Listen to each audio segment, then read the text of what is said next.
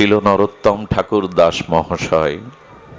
তার অনন্য দিব্য গ্রন্থ শ্রী শ্রী প্রেমভক্তি চন্দ্রিকায় তিনি জানিয়েছেন, সমগ্র বেদ বেদান্ত শ্রুতি স্মৃতি পুরাণাদি ভক্তি শাস্ত্রের যে নির্যাস, তার থেকে তিনি মণিরত্ন তুলেছেন আর জানিয়েছেন, দেহে না করিও আস্থা, মরিলে যে যম শাস্তা, কর্মের কর্মের দুঃখ সমুদ্র গতি, জানিয়া শুনিয়া ভজ, সাধু শাস্ত্র মত যজ, যুগল চরণে কররতি। প্রথমেই বলছেন দেহে না করিও আস্থা। আচ্ছা, কোনো অক্ষর জ্ঞান শূন্য দিন মজুরি খাটা ব্যক্তিকে বলা হলো যে এখানে যারা বসে আছে সকলে কি এক? কি উত্তর দেবে? সকলে কি এক? আচ্ছা, এখানে এক এক না বহু সংখ্যক ভক্ত এখানে? সে লেখাপড়া না জানলেও, অক্ষর জ্ঞান না থাকলেও, দিন মজুর খাটলেও বলবে এখানে বহু সংখ্যক লোক, এবং কোনো লোকের সাথে কোনো লোকের, কোনো ব্যক্তির সাথে কোনো ব্যক্তির সাদৃশ্য বা মিল নাই। এটা যদি কোনো তত্ত্বজ্ঞ জ্ঞানী একই কথা বলে, এখানে বহু লোক, কারোর সাথে কারো, জ্ঞানীর কথা, তত্ত্বজ্ঞের কথা আর মূর্খের কথা এক হলো কিনা? এক হওয়া উচিত নয়। তত্ত্বজ্ঞ বলবে এখানে এক থেকে একাধিক ব্যক্তি থাকলেও আমি দেখছি এখানে একজনই আছে, সেই এক সত্তা হলো সকলের আত্মাটা এক, দুইজন নয়। সকলের আত্মাটা এক। উনি দেহকে ভেদ করে অন্তর দৃষ্টি দিয়ে, তত্ত্বজ্ঞের দৃষ্টি দিয়ে দেখছেন এখানে যারা আছে সকলের আত্মা দুই নাই। বাইরে দিয়ে ভেদ থাকলেও অন্তরাত্মায়, আমাদের আত্মাতে কোনো ভেদ নাই। এই দৃষ্টিটা কে দিয়ে দেয়? অজ্ঞান ত্রিমিরান্ধস্য জ্ঞানাঞ্জন শলাকয়া চুষ্কুরম উন্মিলিতং যেন তস্ময় শ্রী। শ্রী গুরুদেব আমাদের অন্ধ নয়ন, নয়ন দুটি, এটা জ্ঞান দৃষ্টি আর একটা স্থূল এই চর্ম চক্ষু দৃষ্টি। আচ্ছা, ক্যামেরাতে যে ছবি তোলা হয়, সেই ছবিটার অবয়বটা যা আছে তাই ওঠেই। নীল রঙের জামা গায়ে, লোকটা কেমন দেখতে, সেগুলি ক্যামেরাতে অবয়বটা উঠে আসে। ভেতরের শরীরের হাড় শিরাগুলো ওঠে তো ক্যামেরায়, ওঠে কি? ওটা তুলতে গেলে এক্সরে ক্যামেরা দরকার। বাইরের জামা কাপড় উঠবে না, কিন্তু ভেতরের হাড়গুলো। শ্রী গুরুদেবের দৃষ্টিটা হলো ভেতরের, বোঝা যায়।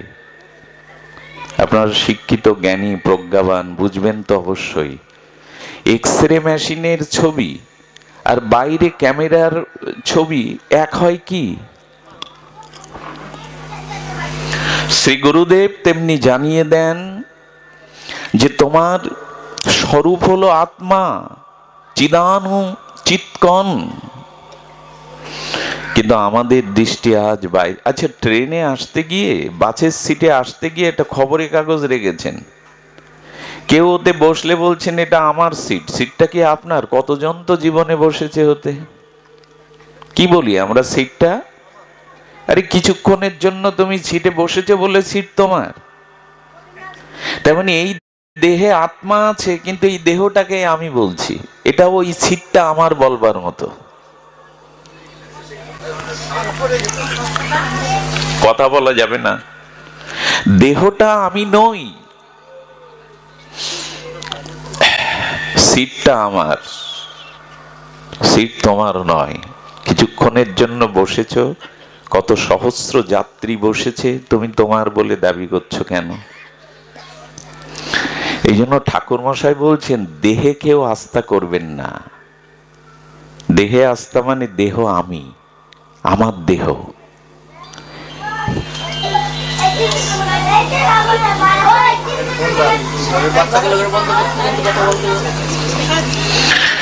দেহে আমি বুদ্ধি। আচ্ছা, পথে অন্ধকারাচ্ছন্ন ঘোর অন্ধকারে আপনি সাপ সাপ বলে চিৎকার করে উঠলেন, অথচ আলো জেলে দেখলেন ওটা রশি পড়ে আছে, দড়ি, ভ্রম হলো। তেমনি আমাদেরও একটা অজ্ঞানতম দৃষ্টিতে ভ্রম হয়েছে, আমি দেহ। ঠাকুর মশাই ওখানে কুঠারঘাত করেছেন। যদি কল্যাণ চাও, মুক্তি চাও, বন্ধন থেকে চিরদিনের মতো মুক্ত হতে চাও, যদি জন্ম মৃত্যু চক্র জরা ব্যাধি অভিশাপ থেকে মুক্তি পেতে চাও, তবে দেহের প্রতি ভরসা, অবলম্বন, যত্ন এগুলি কমাও।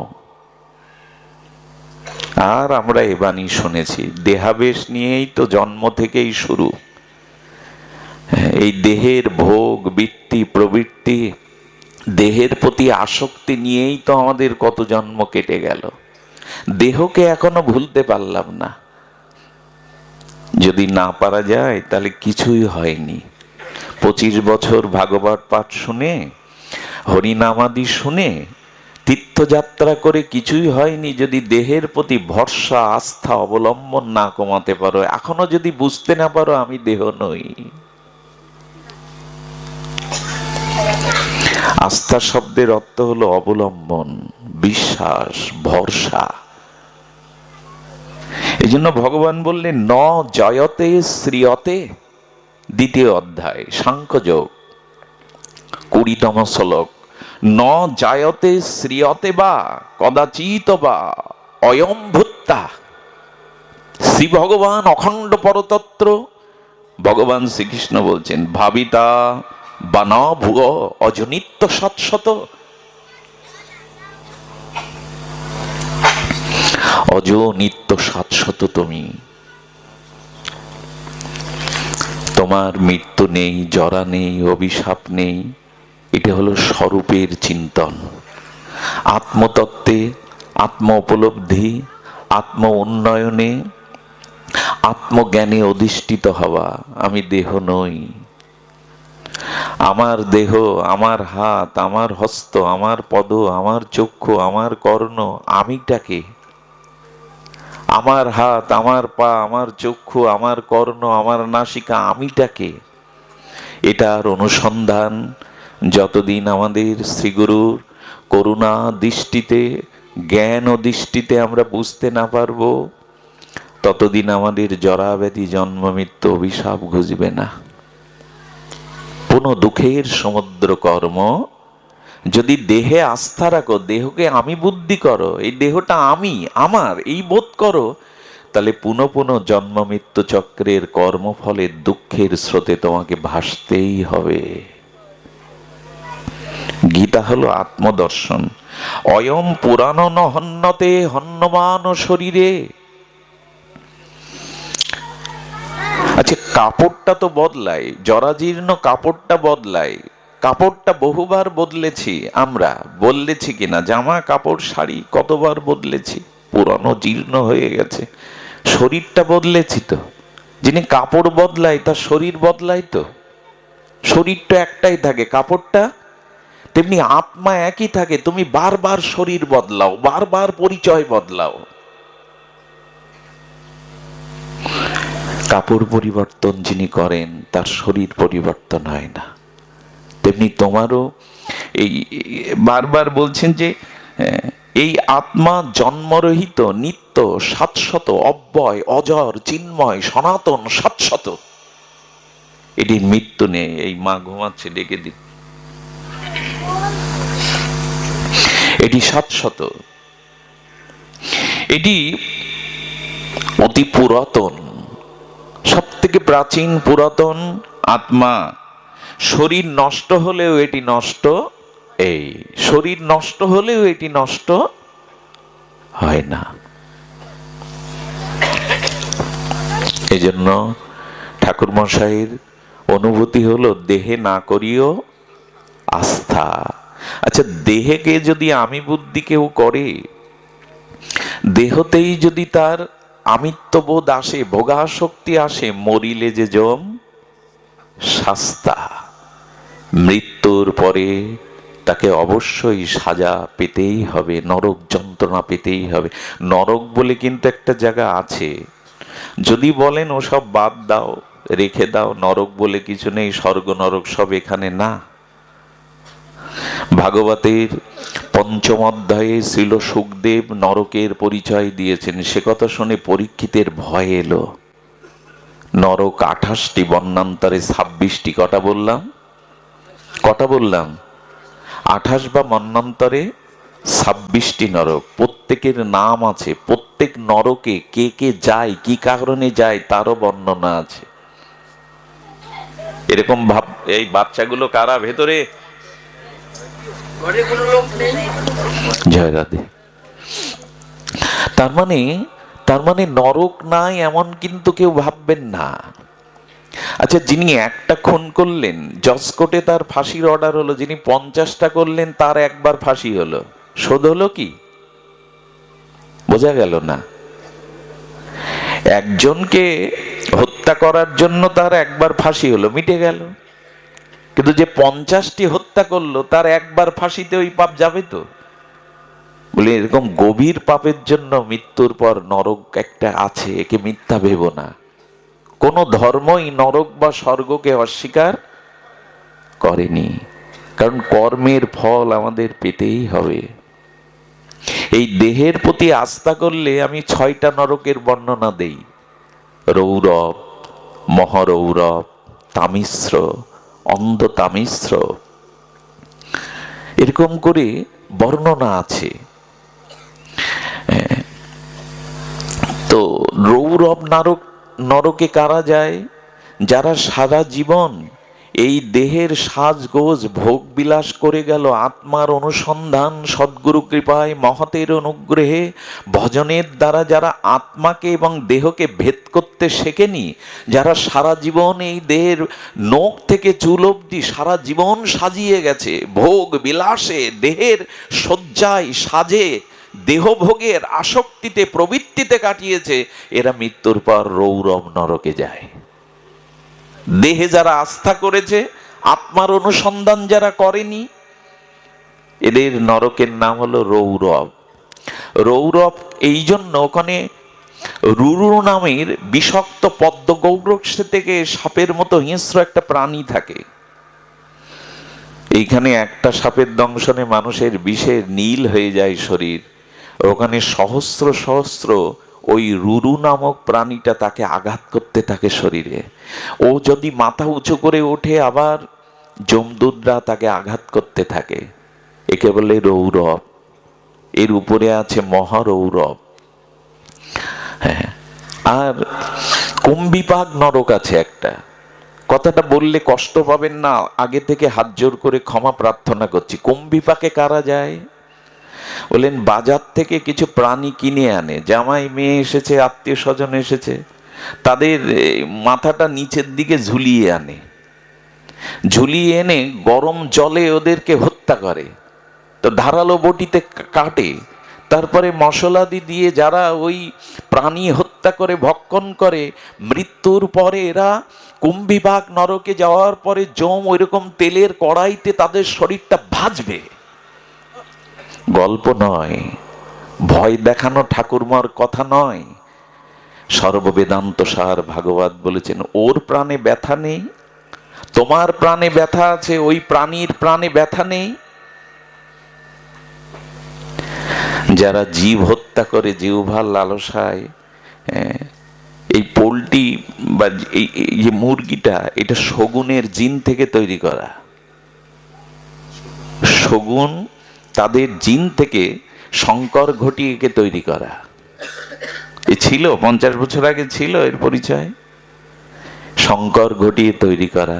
এ যারা বিক্রি করে দেখেছি আমি, প্রথম তপ্ত আগুনের ভিতরে, জলের ভিতরে দিয়ে ওকে মারে।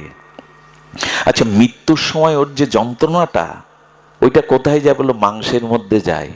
ওই মাংস যারা খায় তাদের রক্ত অস্থি মজ্জায় গিয়ে এরকম হিংস্রতাটা চলে আসে।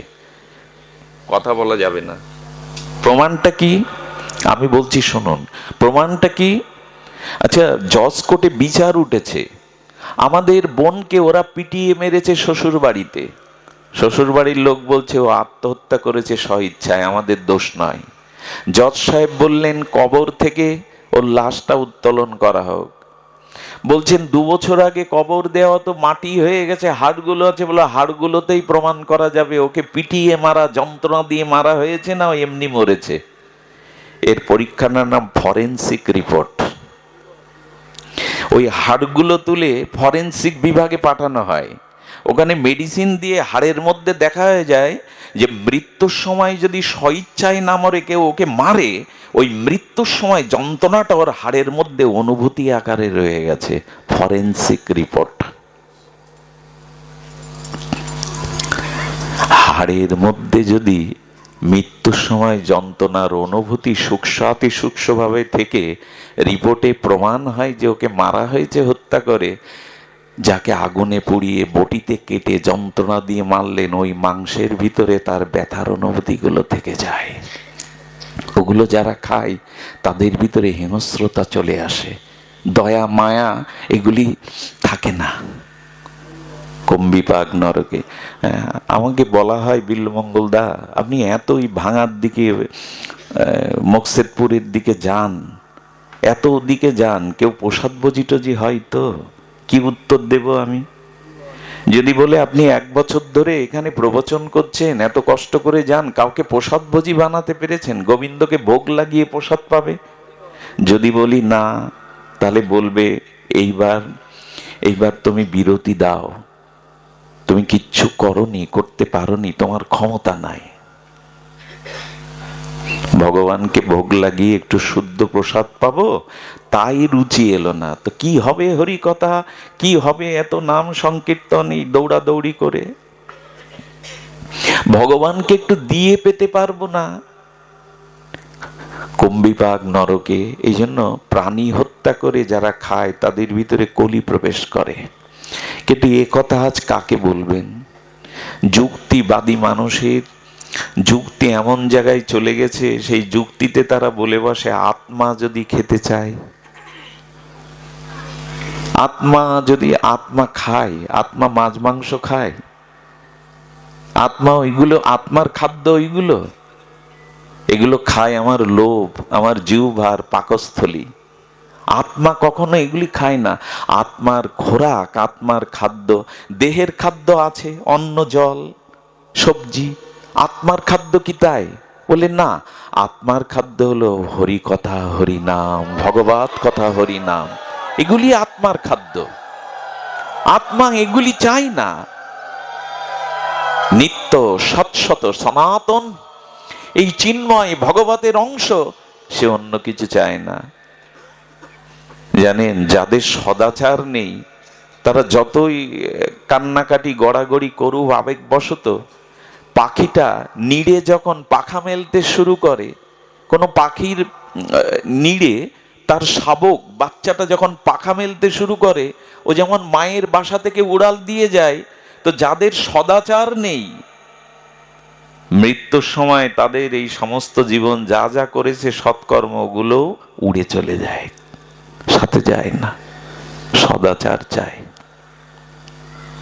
এই জন্য মনের কাছে বারবার প্রশ্ন করুন, জিহ্বাকে তো অনেক কিছু দিয়েছেন, কত জন্ম দিয়েছেন, খাইয়েছেন, সাজিয়েছেন, আর কত।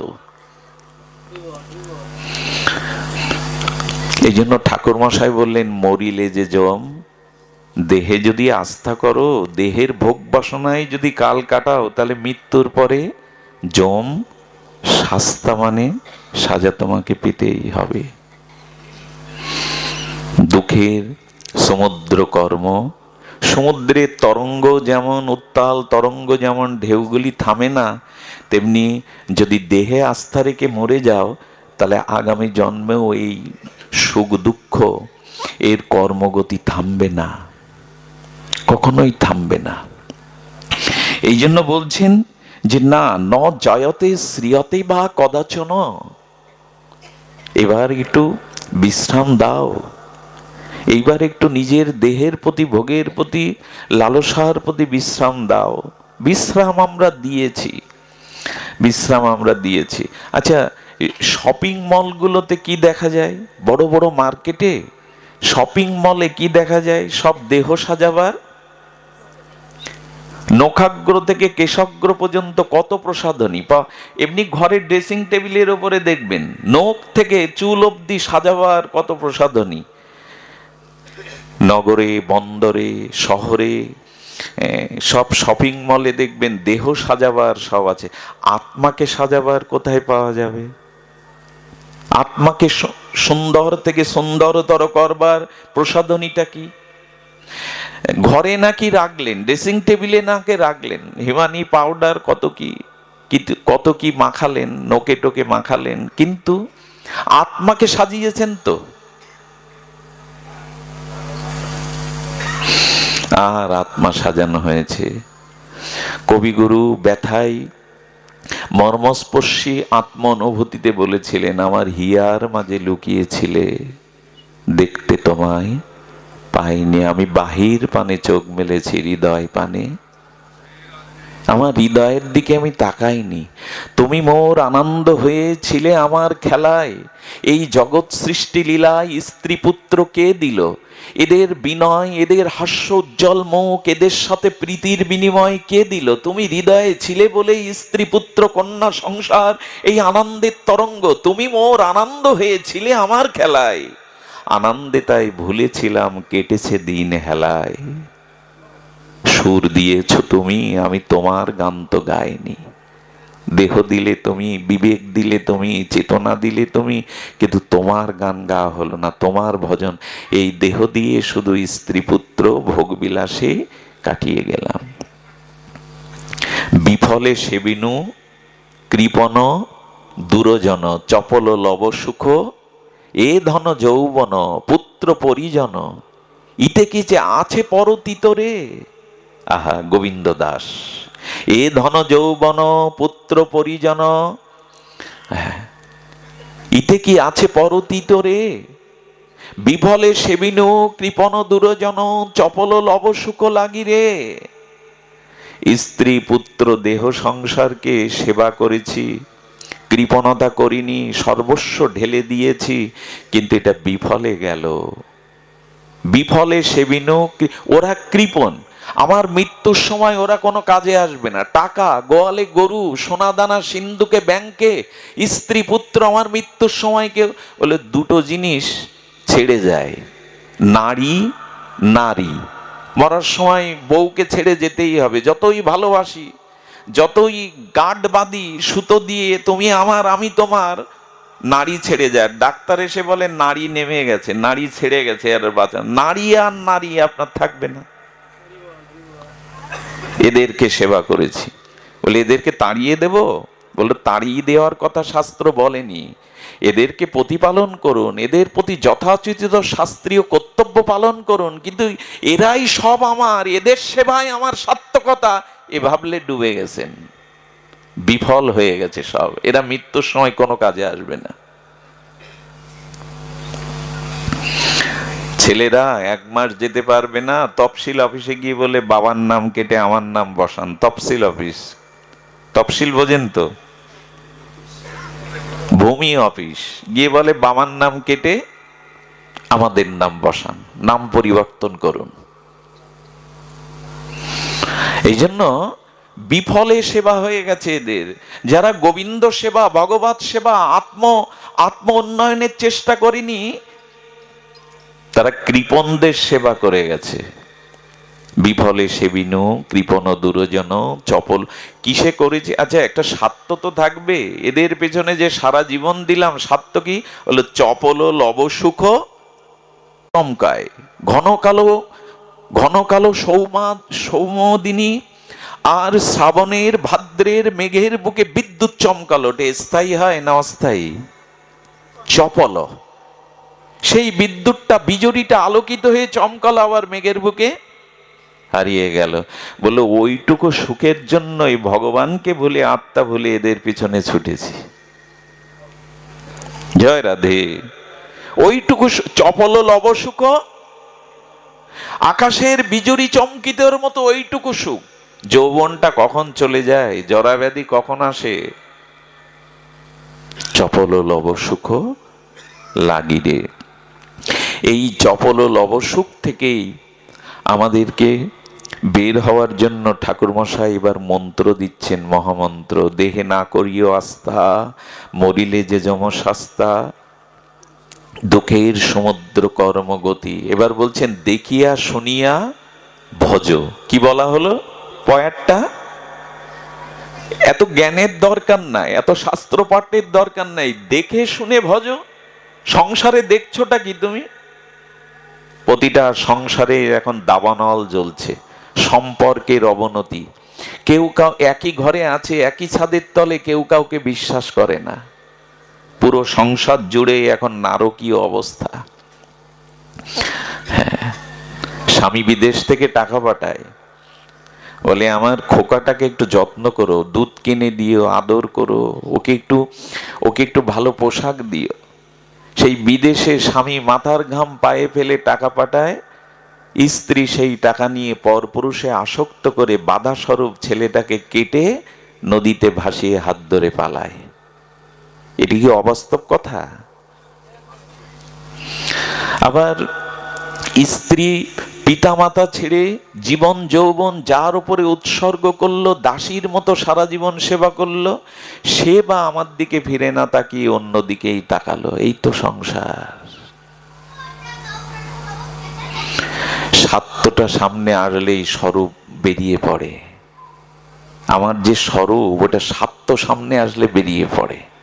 তো সেই সংসারের জন্য তুমি যেটা করছো সেটি যথার্থ নয়, সেটি যথার্থ নয়। পরমার্থের জন্য দেখিয়া শুনিয়া ভজ।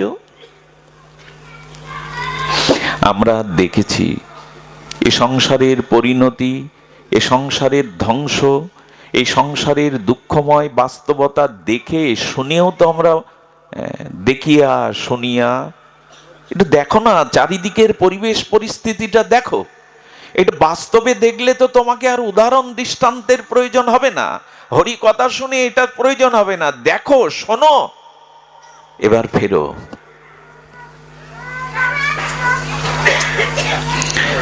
দেখিয়া শুনিয়া ভজ।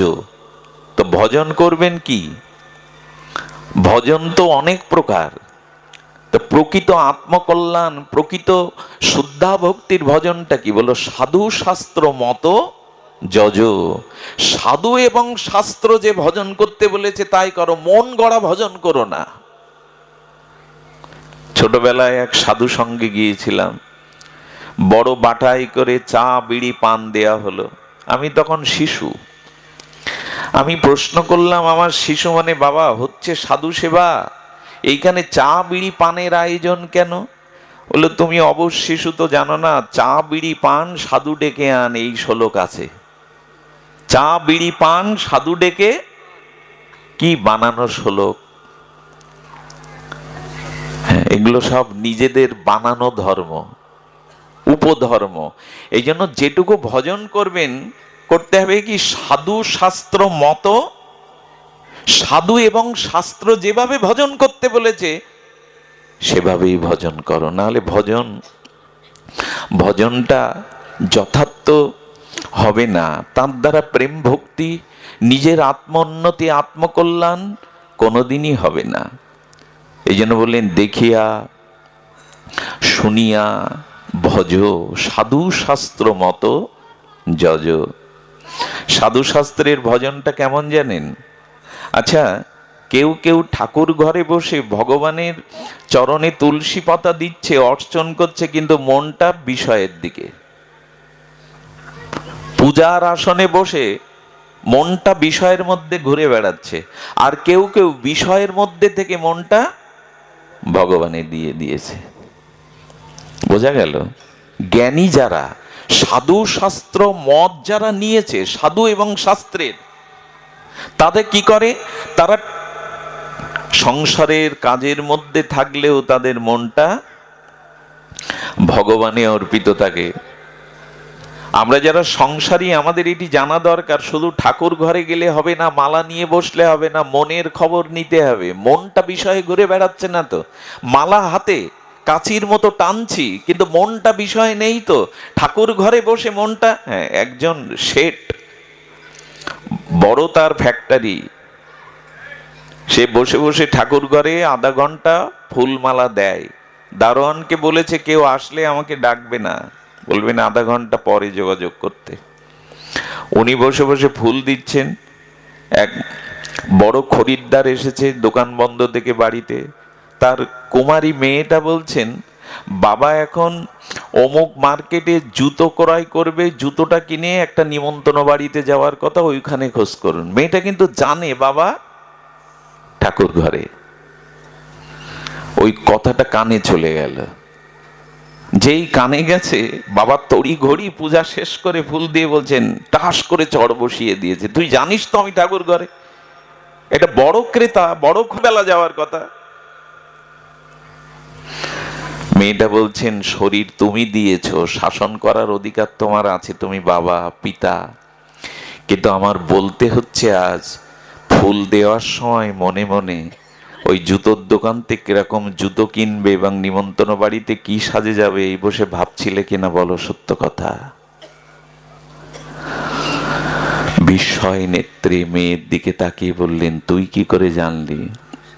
বলো, যার পূজা করছিলে আমি রান্না করতে করতে তার কথা ভাবছিলাম, সেই আমাকে মনে মনে জানিয়ে দিল তোর বাবা ঠাকুর ঘরে বসলে কি হবে, তার চিন্তাটা ওইখানে।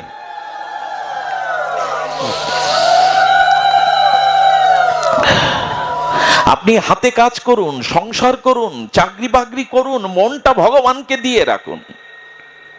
এটা সাধু শাস্ত্রের মত নিলে এটা হয়।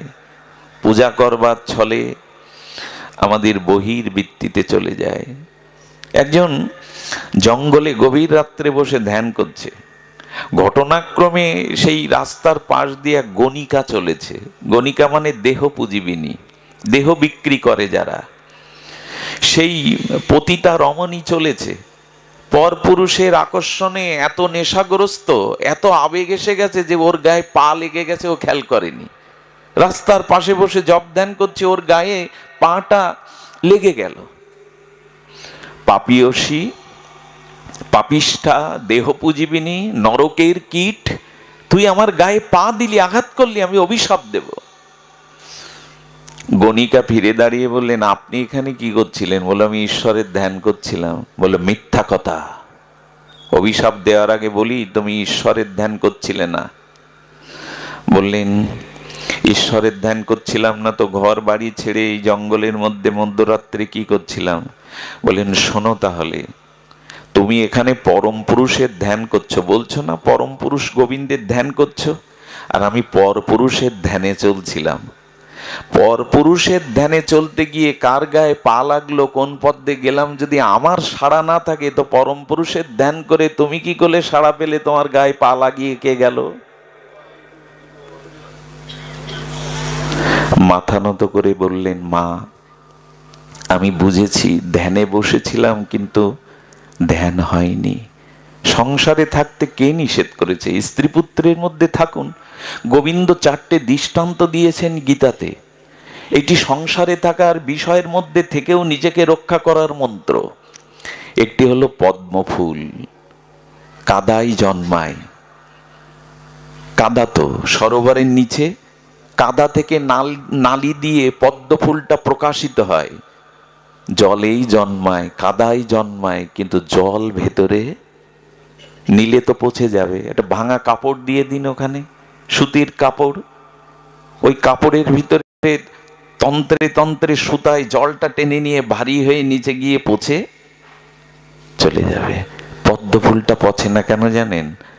ও জলেই জন্মালেও, জলেই থাকলে জলটা নিজের মধ্যে। সংসারে পদ্মপত্রের মতো থাকো, স্ত্রী পুত্র সংসার বিষয় আশায় থাকুক, কিন্তু ওদের কাছ থেকে তুমি সুখ নিতে চেও না। বোঝা যায় কথাটি? জল যদি ওর উপরে বিন্দু আকারে ওঠে, দেখবেন বায়ু তরঙ্গে মুক্তার মতো তাড়াতাড়ি ফেলে দেয়। পদ্ম পাতার উপরে জলটা তেমনি তুমি সংসারে থাকো, সংসার যেন তোমাতে না থাকে। নৌকা জলের উপরে চলতে পারে, কিন্তু নৌকার উপরে জল উঠলে ডুবে যাবে। আহা। দ্বিতীয় হলো পাথর। পাথরকে যদি আপনি 100 বছর জলের মধ্যে রাখেন, নদীর মধ্যে জল ঢুকবে তো? সংসারে থাকো, কিন্তু বিষয়কে মনের মধ্যে ঢুকিও না। আর একটা হলো, শ্যামলদা আসছে না এখানে, ওনারা সন্দেশ তৈরি করে। সন্দেশ তৈরি করতে নাকি কাঠের খুন্তি লাগে, লাগে কিনা? বিয়েনরা কি করে, কাঠের খুন্তি দিয়ে ছানা চিনিটা কিভাবে পাক দেয়, ও আপনি আমি পারবো না। আচ্ছা, যদি ওই কাঠের খুন্তিটাকে জিজ্ঞেস করা হয়, ছানা চিনি মিশিয়ে এত সুস্বাদু সন্দেশ তৈরি করলে তুমি স্বাদ নিয়েছো তো? কাঠের খুন্তিটা বলে উঠবে, আমি মিশিয়ে সন্দেশ করেছি, কিন্তু স্বাদ। সংসারে সব কাজ করো, কিন্তু ওদের থেকে সুখের। আজকাল রাত দিন মানুষের এই হতাশা, বউ ভালো না, মেয়ে ভালো না, ছেলে ভালো না, মনের মতো সংসার না। বেটা, তুমি এদের কাছ থেকে সুখ নিতে এসছো? তোমার কর্তব্য, এদের কাছে তুমি ঋণী ছিলে কোনো জন্মে, সেই ঋণ শোধ করবার জন্য এদের পরিবারে এসছো। ঋণটা শোধ করে চলে যাও।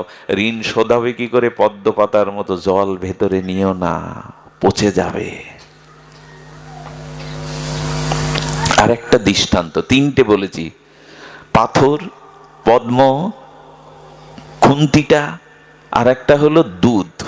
দুধ আর জল মিশবে, কিন্তু দুধটা পরিক্রিয়াজাত করে মাখন করে জলে ছেড়ে দিলে ভাসবে। সাধু সঙ্গের দ্বারা, সদ্গুরুদেবের দ্বারা, হরিনাম হরিকথার ভজনাঙ্গের দ্বারা নিজেকে মাখন সার করে তোলো, তাহলে আর সংসারে ডুবে যাবে না। সংসারে থাকতে তো কারো বাধা নাই, স্ত্রী পুত্র তো বাধা নাই। বাধা তোমার ভোগের আসক্তি, ভোগ, ওদের থেকে সুখ পাওয়ার আশা। যদি মুক্তি পেতে চাও, তাহলে ওদের থেকে সুখের আশা, ওদের যা দাবি মিটিয়ে দাও, ওদের কাছ থেকে কোনো সুখের প্রত্যাশা করো না, তাহলেই মুক্ত হতে পারবে। সুখেই তো বেঁধে যায়, আটকে যায় ওইখানে। এই জন্য পদ্মপত্রের মতো থাকো, পাথরের মতো থাকো, থাকো, মিশিয়ে দাও, কিন্তু স্বাদ নিও না। তাকে আর হয়? আমরা এমন ভাবে ডুবে গেছি, সারা জগৎ এখন দেহকে সাজাবার জন্য ব্যস্ত। আত্মাটা যে কঙ্কাল সার হয়ে গেল, তার খাদ্য দিলাম না, তার খাদ্য দিলাম না।